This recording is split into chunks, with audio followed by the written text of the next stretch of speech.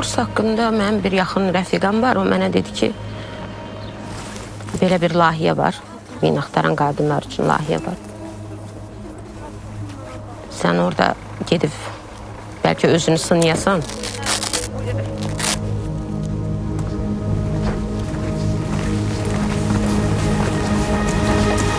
Bildiğimiz kimi yine mina sahəsindəyik. İş xəttində nəyəsə hərbi sursat, minalara qarşılaşsanız dərhal qrup rəhbəri və müavininə məlumat verin.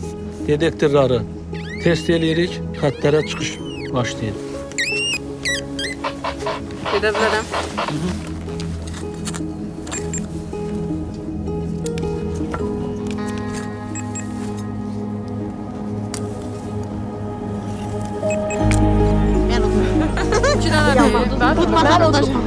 Ben oldum.